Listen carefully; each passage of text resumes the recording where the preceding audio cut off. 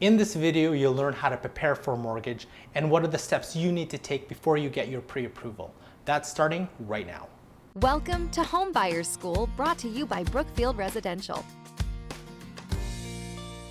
Hi everyone, I'm Carl. Welcome to another Home Buyers School video, a channel where you get the latest strategy, tactics, and tips from home buying experts. And remember, if this is your first time on this channel and you want to get the latest strategies from the experts, hit the subscription button below, hit the little notification bell so you don't miss anything. So today I'm joined by Mushtaba Sayed, mortgage specialist with Bank of Montreal. And the question we're going to answer is, how do you prepare for a mortgage, right? So you're ready to buy that house and you need to prep to make sure you get that approval. So what are the things you need to prepare for? So first and foremost, definitely get out there, get your pre-approval done before you even start looking for a property, uncover any situation that could be hidden, address those situations, fix those situations, and then you'll go through a more streamlined, more easier process when you actually find your home. Before you actually get that pre-approval, what should you be preparing for?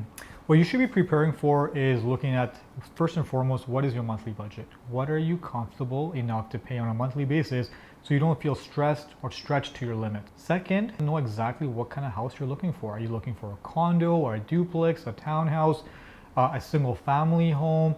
You want to think about what kind of home fits your needs and your family's needs. And then I would also look into what kind of communities are going to fit your needs, right? Do you need something close to a school, something to a lot of shopping districts, or you need something closer to public transport, or something that you might consider later on? So think about this for the next 3 to 4 or 5 years that you plan on staying in that property, what you're going to need.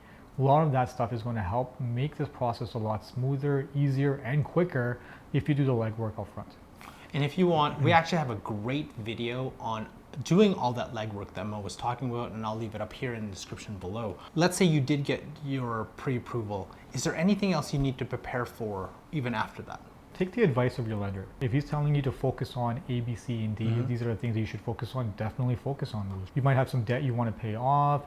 Don't leave that to last minute. You might have some savings to do. Start doing that right away. So whatever guidance that your lender or a specialist gives to you, take that and start applying that right away. So when you do find a home, there's no hiccups. You go right ahead and it makes it an easier process. Now, I know in previous videos we talked about credit score.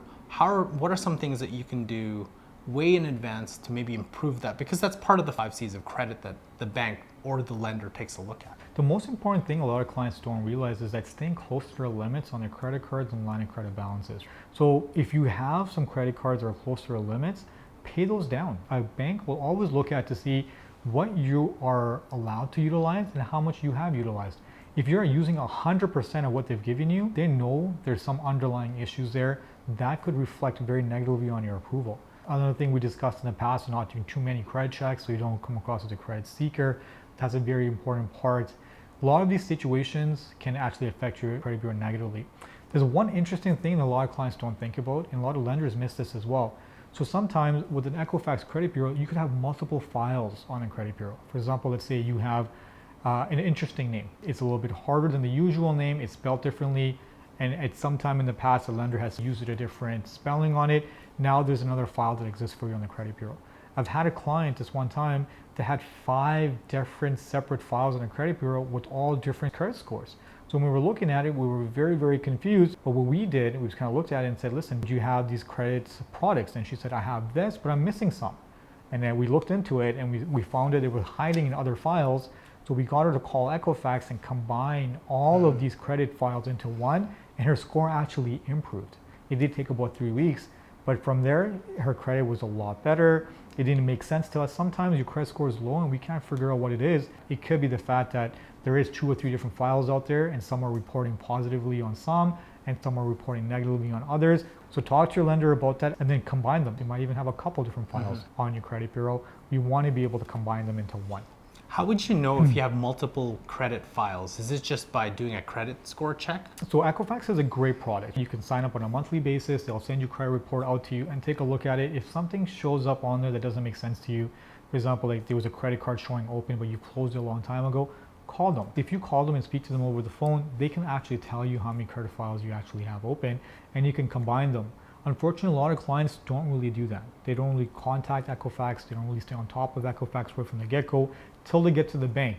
So before you even start your pre-approval, maybe look at your own credit bureau. It doesn't count as an inquiry against you. It does cost some money. You're allowed to have one free one every year, like that Equifax sends out to you by mail. But you can always go online anytime and look at your credit score. And you can actually decide, hey, listen, these are some things missing.